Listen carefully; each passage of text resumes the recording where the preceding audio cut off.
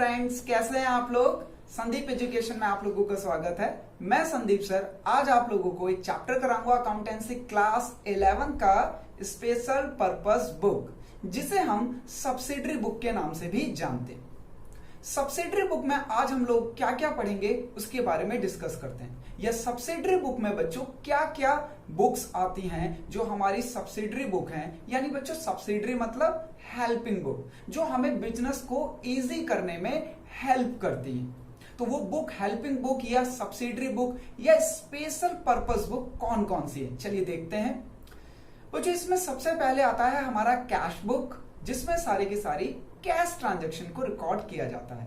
उसके बाद आता है आपका परचेज बुक, जिसमें क्रेडिट परचेज को रिकॉर्ड किया जाता है। फिर आता है हमारा सेल्स बुक, जिसमें हम लोग क्रेडिट सेल्स को रिकॉर्ड करते हैं। फिर आता है हमारा सेल्स रिटर्न बुक, जिसमें जो हमने सेल करे हैं गुड्स क्रेडिट पे, हमारे कस्टमर ने हमें वो रिटर्न कर दिया है, क्रेडिट ट्रांजैक्शन होनी चाहिए वो भी, ठीक है ना। उसके बाद आता है हमारा परचेज रिटर्न बुक। इसमें बच्चों वो वाली परचेज आती है क्रेडिट जो हमने पहले परचेज करी है, देन हम उसको रिटर्न कर रहे हैं। और लास्ट में आता है आपका जर्नल प्रॉपर। तो ये हम इस चैप्टर में करने वाले हैं, बट आज की वीडियो में हम सिर्फ और सिर्फ कैश बुक पे फोकस करेंगे। तो आ जाइए कैश बुक के बारे में बात करते हैं। कैश बुक के बारे में बात करने के लिए मैं 1 मिनट और लूंगा आप लोगों को और बताऊंगा ये सब्सिडरी बुक की नीड क्यों पड़ी। आप लोग ये पूछने वाले हैं मेरे से कि सर ये सब्सिडरी बुक की जरूरत क्यों पड़ी, हम तो जर्नल बुक में भी तो कर सकते हैं ये सब। यस, आप लोग जर्नल बुक में भी कर सकते हो, बट बच्चों आजकल जो हमारे बिजनेस हैं वो काफी ज्यादा डिफिकल्ट हो जा रहे हैं, या आप कहते हो कि इंक्रीज होते जा रहे हैं। तो सारे ट्रांजैक्शन को एक ही बुक में रखना इम्पॉसिबल है, या अगर हम उसे करते भी एक बुक में मेंटेन तो बच्चों वो डिफिकल्ट हो जाता है अंडरस्टैंड करने के लिए। तो इजी हो अंडरस्टैंड करने में, इसलिए हम सब्सिडरी बुक का यूज करते हैं। सब्सिडरी बुक को आप हेल्पिंग बुक भी कह सकते हैं, ठीक है। तो आज का हमारा जो टॉपिक है वो है हमारा कैश बुक। तो चलिए कैश बुक के बारे में पढ़ते हैं। बच्चों कैश बुक 2 टाइप्स की होती हैं। एक होती है हमारी सिंपल कैश बुक, या आप कह सकते हो सिंगल कॉलम कैश बुक। दूसरा है हमारा डबल कॉलम कैश बुक, जिसमें हम लोग डबल कॉलम प्रिपेयर करके कैश बुक को मेंटेन करते हैं। तो हम लोग कैश बुक में भी 2 कैश बुक सीखने वाले हैं, एक सिंगल कॉलम कैश बुक जिसे सिंपल कॉलम कैश बुक भी कहा जाता है, और एक डबल कॉलम कैश बुक। तो चलिए आज की वीडियो में हम लोग सिंगल कॉलम कैश बुक के बारे में बात करते हैं, ठीक है। सिंगल कॉलम कैश बुक में बच्चों फॉर्मेट कुछ इस प्रकार है, आप फॉर्मेट को ध्यान से देखिए, फिर हम एक क्वेश्चन भी इस पे डिस्कस करेंगे, ठीक है। तो देखिए फॉर्मेट हमारा है सिंगल कॉलम कैश बुक का ये बच्चों हमारा सिंगल कॉलम कैश बुक का फॉर्मेट है, जिसमें सबसे पहले जो हमारा कॉलम आता है वो डेट का आता है। उसके बाद जो हमारा कॉलम आता है वो पर्टिकुलर। याद रखना ये बच्चों हमारी रिसिप्ट साइड है। और उसके बाद एलएफ का कॉलम जो कि रिक्वायर्ड नहीं होता, बट हाँ आप बना सकते हैं चाहे तो। उसके बाद है अमाउंट। देन बच्चों ये हमारी पेमेंट साइड आती है। देन हमारी ये पेमेंट साइड आती है, जिसमें हम लोग ये डेट और पेमेंट और अमाउंट। नॉर्मली बच्चों आप ये पूछेंगे कि कैश बुक प्रिपेयर क्यों किया जाता है सर, तो मैं सबसे पहले आप लोगों को यही बनाता हूं कि बच्चों कैश बुक को हम इसलिए प्रिपेयर करते हैं ताकि हम अपने बिजनेस में कैश का इनफ्लो और आउटफ्लो को डिस्कस कर सके। हमारे बिजनेस में कितना इनफ्लो हुआ है कैश का, क्या आउटफ्लो है और क्या रिमेनिंग बैलेंस है, हम इसको डिस्कस करते हैं। तो जल्दी से देखते हैं अपना एक बार फॉर्मेट भी फिर से। बच्चों ये वाली साइड होती है हमारी इनफ्लो की, और ये वाली साइड होती है हमारी आउटफ्लो की। दैट मीन्स अगर कैश आएगा तो हम लोग अपने इस साइड पे रिप्रेजेंट करेंगे, जिसमें पहला कॉलम है डेट का, फिर है पर्टिकुलर रिसीप्ट। बच्चों हम रिसीप्ट साइड को 2 से डिनोट करते हैं और पेमेंट साइड को बाय से डिनोट करते हैं, ठीक है। तो इधर लिखा जाता है 2 और इधर बाय। अगर हमारे पास कैश का इनफ्लो है तो ये इस तरफ लिखा जाएगा इस वाले में, और सबसे पहले डेट कॉलम में, फिर 2 लगा के सोर्स का नाम। यहां पे आप सोर्स का नाम लिखेंगे जिसकी वजह से हमारे पास कैश रिसीव्ड हुआ, और एलएफ वाला बच्चों कॉलम हमें ब्लैंक रखना है। मैं इसके बारे में वीडियो के एंड में या अपनी नेक्स्ट वीडियो में डिस्कस करूंगा कि एलएफ का कॉलम क्या है। इसके बाद आता है हमारा अमाउंट, और फिर आता है हमारा डेट, और फिर आता है हमारा पेमेंट साइड। तो आप इसे पर्टिकुलर भी लिख सकते हो, या ऑब्लिक किया है मैंने, रिसीव्ड पर्टिकुलर ऑब्लिक पेमेंट। तो आप कुछ भी लिख सकते हैं, बट आपको पता होनी चाहिए ये वाली साइड हमारी रिसीव्ड साइड होती है और ये वाली साइड हमारी पेमेंट साइड होती है। तो अगर हमारी पेमेंट हो रही है यानी कैश का आउटफ्लो हो रहा है, यानी कैश हमारे पास से जा रहा है, तो इस तरफ लिखा जाएगा हमारे सिंगल कॉलम कैश बुक में। और अगर रिसीव्ड हो रहा है यानी इनफ्लो हो रहा है तो इधर लिखा जाएगा, और आउटफ्लो में इधर। बच्चों आउटफ्लो होगा तो इधर लिखा जाएगा, इनफ्लो होगा तो इधर लिखा जाएगा, ठीक है ना। तो चलिए एक क्वेश्चन को डिस्कस करते हैं पहले। तो ये क्वेश्चन पढ़ते हैं कि हमें क्वेश्चन क्या करना है। देखिए क्वेश्चन बच्चों कह रहा है ये prepare single column cash book from the following transaction and balance it.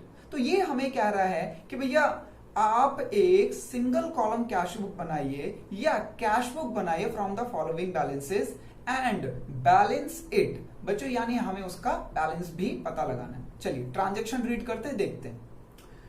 बच्चों ईयर है 2020 और अप्रैल 1 की ट्रांजैक्शन है। सबसे पहली ट्रांजैक्शन है हमारे Ashok commences business with capital ₹70,000।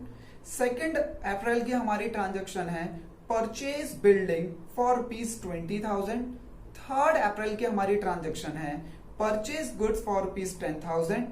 अप्रैल 7 की ट्रांजैक्शन है हमारी रेंट पेड ₹5,000। अप्रैल 8 की ट्रांजैक्शन है इलेक्ट्रिसिटी पेड ₹2,000। अप्रैल 10 की ट्रांजैक्शन है हमारी सोल्ड गुड्स फॉर ₹30,000। अप्रैल 15 की ट्रांजैक्शन है हमारी पेड वेजेस फॉर ₹1,000। अप्रैल 23 की ट्रांजैक्शन है हमारी पेड टू मोनो ₹10,000। और अप्रैल 27 की ट्रांजैक्शन है हमारी इंश्योरेंस पेड बाय चेक ₹5,000। बच्चों मैं आप लोगों को क्वेश्चन स्टार्ट कराने से पहले एक चीज और समझाना चाह रहा हूं। जो हमारे कैश बुक है इसमें हम लोग दो बातों का बिल्कुल ध्यान रखेंगे सिंपल कॉलम कैश बुक में, ठीक है। अभी हम डबल कॉलम कैश बुक नहीं कर रहे तो उसके बारे में डिस्कस भी नहीं करेंगे। तो सिंगल कॉलम कैश बुक में हम दो बातों का बिल्कुल ध्यान रखेंगे। किन दो बातों का, चलिए देखते हैं। इसमें बच्चों सबसे पहली बात हम ध्यान रखेंगे कि कोई भी हम क्रेडिट ट्रांजैक्शन को रिकॉर्ड ना कर दें। कोई भी हम क्रेडिट ट्रांजैक्शन को रिकॉर्ड ना कर दें। दैट मीन्स हमारी क्रेडिट ट्रांजैक्शन रिकॉर्ड नहीं होती है। और दूसरा, हम किसी भी बैंक ट्रांजैक्शन को रिकॉर्ड नहीं करेंगे। यानी ये दो मेन लिमिटेशन है सिंगल कॉलम कैश बुक के, कि एक तो हम इसमें कोई भी क्रेडिट ट्रांजैक्शन, भाई अब क्लियर ही है कि हम लोग कैश बुक बना रहे हैं तो हम कैश ट्रांजैक्शन ही तो लिखेंगे, क्रेडिट ट्रांजैक्शन तो लिखेंगे नहीं। और हम लोग सिंगल कॉलम कैश बुक बना रहे हैं तो हम लोग बच्चों बैंक ट्रांजैक्शन को रिकॉर्ड नहीं करेंगे। ध्यान रखना आप सारे लोग, ठीक है। मैक्सिमम बच्चे यही गलती करते हैं, वो लोग बैंक ट्रांजैक्शन को भी इसमें इंक्लूड कर देते हैं। तो चलिए स्टार्ट करते हैं। सबसे पहली ट्रांजैक्शन देखिए हमारी क्या है, Ashok commences business with capital ₹70,000। बच्चों जब ओनर, जो बिजनेस का ओनर है, वो बिजनेस में मनी इंट्रोड्यूस करता है तो मनी का यानी कैश का बिजनेस में इनफ्लो होता है।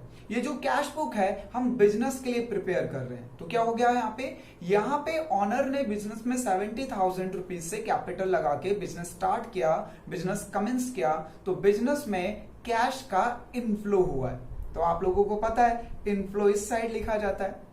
तो कौन सी डेट है, तो बच्चों इसमें मैं ईयर को ले लेता हूं कॉमन और मंथ को ले लेता हूं कॉमन, और डेट है 1 अप्रैल। अब मैंने आप लोगों को बताया था अगर इनफ्लो होगा तो इस साइड लिखा जाएगा। तो ये कैश हमारे पास आया है, इनफ्लो हुआ है यानी कैश रिसीव्ड हुआ है बिजनेस को, तो लीजिए 2। अब यहां पे आपको सोर्स का नाम लिखना है, जिस सोर्स की वजह से पैसा आया। तो बच्चों आप लोग सोचिए किस वजह से पैसा आया। ऑनर ने बिजनेस में कैपिटल इंट्रोड्यूस करी है, तो सोर्स क्या है हमारे यहाँ पे, कैपिटल। और कितने इंट्रोड्यूस करिए 70,000 अमाउंट वाले कॉलम में अमाउंट। क्लियर है ये? चलिए नेक्स्ट ट्रांजेक्शन देखिए। नेक्स्ट ट्रांजेक्शन है अप्रैल 3 की, परचेज बिल्डिंग फॉर ₹20,000। अगर हम बिल्डिंग परचेज कर रहे हैं, आप खुद सोचिए कि आप कुछ भी अगर परचेज करेंगे तो आपके पास पैसा आएगा या जाएगा, दैट मीन्स कैश का इनफ्लो होगा या आउटफ्लो। क्लियरली मेंशन है कि हमारा कैश का आउटफ्लो होगा। तो लीजिए ये पेमेंट साइड है, कोई भी पेमेंट होगी यानी आउटफ्लो होगा कैश को, तो इधर लिखा जाएगा। तो ये है हमारा ईयर हमने कॉमन ले लिया, मंथ हमने कॉमन ले लिया, और ये सेकंड। तो हमने क्या परचेज किया है? बिल्डिंग। तो यहां पे सोर्स का नाम आएगा बिल्डिंग। हाँ जी, कितने में बिल्डिंग परचेज करी है हमने? 20,000 में। ये लीजिए, क्लियर। अब अप्रैल 3 की ट्रांजेक्शन देखिए, कह रहा है परचेज गुड्स फॉर ₹10,000। जो हमने गुड्स परचेज किए हैं वो 10,000। बच्चों हमने गुड्स परचेज किए तो क्या होगा? हमारे कैश का आउटफ्लो होगा। तो आ जाइए, क्योंकि अब मैंने मंथ कॉमन ले लिया है, ईयर कॉमन ले लिया है, तो सिर्फ मैं डेट लिखूंगा। तो लीजिए बाय, याद रखना बच्चों ये टू और बाय लिखना कंपलसरी है हमारे लिए, ठीक है। रिसिप्ट साइड हम टू लिखते हैं और पेमेंट साइड हम बाय लिखते हैं। तो बाय, अच्छा सोर्स क्या है? ट्रांजेक्शन देखें जरा हमारी, purchase goods for ₹10,000। Purchase goods for ₹10,000, तो बाय परचेज। बच्चों यहां पे मैं आप लोगों को एक चीज और बताना चाह रहा हूं, ये सोर्स याद रखना। अगर हम लोग गुड्स को परचेज कर रहे हैं या बाय कर रहे हैं, ठीक है, परचेज कर रहे हैं या बाय कर रहे हैं, तो हम लोग ऑलवेज जो यूज करेंगे वो परचेज सोर्स यूज करेंगे, या आप कह सकते हो परचेज अकाउंट। अगर हम लोग गुड्स को सेल कर रहे हैं या सोल्ड कर रहे हैं, तो हम लोग जो सोर्स यूज करते हैं वो सेल्स। ये याद रखना आप लोग, ये सिर्फ गुड्स पे अप्लाई होता है। अगर हम लोग गुड्स परचेज कर रहे हैं तो सोर्स यूज होगा परचेज, और गुड्स सेल कर रहे हैं तो यूज होगा सेल्स। तो हमने यहां पे गुड्स परचेज किए थे, तो देखिए मैंने सोर्स यूज किया है परचेज। चलिए नेक्स्ट ट्रांजेक्शन देखते हैं। नेक्स्ट ट्रांजेक्शन है अप्रैल 7 की, कह रहा है रेंट पेड ₹5,000। जब हम रेंट पे करेंगे तो कैश का क्या होगा? आउटफ्लो होगा। बच्चों आउटफ्लो इधर लिखा जाता है। तो ये लीजिए 7 अप्रैल को, यहां पे मैंने कॉमन ले लिया तो मुझे बार बार लिखने की जरूरत नहीं है। बाय, हाँ जी मेरा 5,000 रुपीज का आउटफ्लो हो रहा है। रीजन यानी आप लोगों को सोर्स बताना है। सर हमने रेंट पे किया, बिल्कुल सही सोर्स बताया, तो बाय रेंट। ये लीजिए सोर्स का नाम आ गया। नेक्स्ट ट्रांजेक्शन देखते हैं अप्रैल 8 की, इलेक्ट्रिसिटी बिल पेड ₹2,000। हमने क्या पे किया है? Electricity bill. हम इलेक्ट्रिसिटी बिल पे करेंगे तो बताइए आप लोग इनफ्लो होगा या आउटफ्लो? ऑब्वियसली बच्चों ने आंसर किया कि आउटफ्लो होगा। ये लीजिए 8 बाय इलेक्ट्रिसिटी। यस बिल्कुल सही, आप लोग सोर्स समझना स्टार्ट कर दिया आप लोगों ने। बच्चों हमें सोर्स देखना होता है कि सोर्स क्या है हमारा, तो बाय इलेक्ट्रिसिटी 2000। चलिए नेक्स्ट ट्रांजैक्शन देखते हैं। नेक्स्ट ट्रांजैक्शन है सोल्ड गुड्स फॉर ₹30,000। हमने इस बार अपने गुड्स को सोल्ड किया है, तो हमने अपने गुड्स को सोल्ड किया तो कैश का क्या होगा? इनफ्लो। ये लीजिए अप्रैल 10 को इनफ्लो हुआ है 2, इधर 2 जरूर लिखना है। और सोर्स का नाम क्या होगा? सोर्स का नाम होगा, खुद देखें, गुड्स को हमने सेल या सोल्ड किया है तो सोर्स यूज होगा सेल्स। ये लीजिए तो 2 सेल्स, हाउ मच? 30,000। ये लीजिए नेक्स्ट ट्रांजैक्शन है हमारी पेड वेजेस फॉर ₹1,000। हमने वेजेस पे किया है 1,000। ऑब्वियसली ये हमारा आउटफ्लो होगा, तो ये लीजिए 15 को बाय सोर्स का नाम आएगा वेजेस एंड अमाउंट है हमारा 1,000। चलिए नेक्स्ट देखिए, नेक्स्ट में लिखा है बच्चों 23 अप्रैल को पेड टू मोनो ₹10,000। हमें मोनो को 10,000 रुपीज की पेमेंट करिए, तो क्या होगा? हमारा कैश का आउटफ्लो होगा। ये लीजिए 23 को बाय मोनो।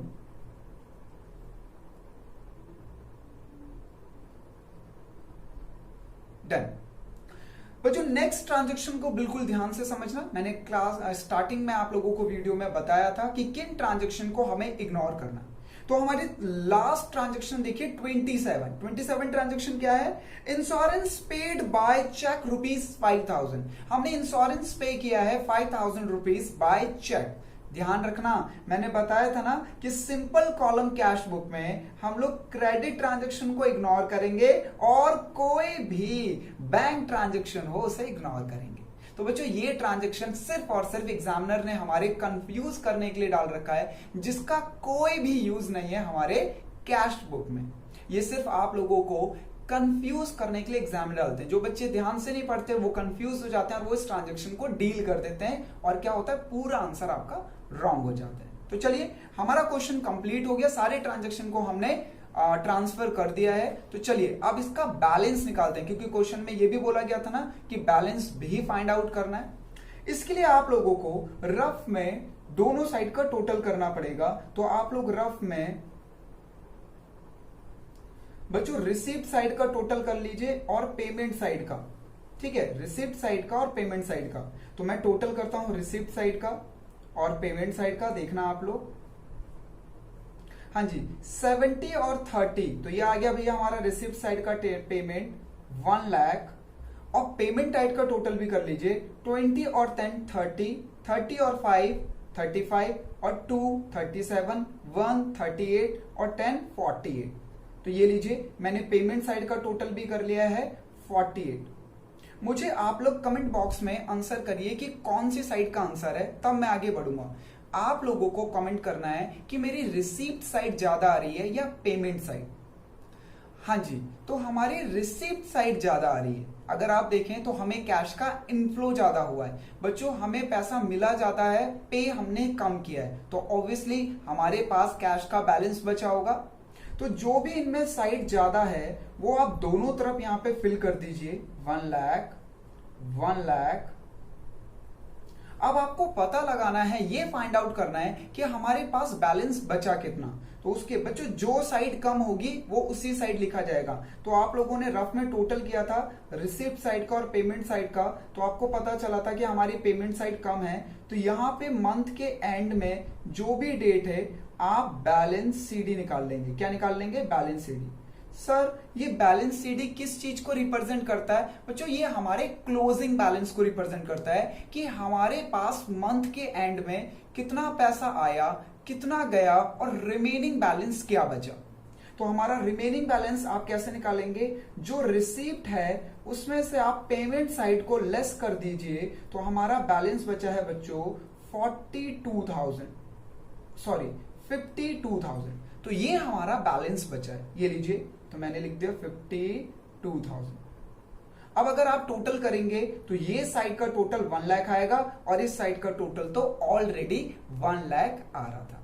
तो ये हमारा क्वेश्चन कंप्लीट हुआ है सिंगल कॉलम कैश बुक का, और बहुत ही सिंपल है बच्चों। जो हमारी सिंगल कॉलम कैश बुक होती है एग्जाम में आती है, 3 to 4 या 5 मार्क्स में एग्जामिनर आप लोगों से पूछता है।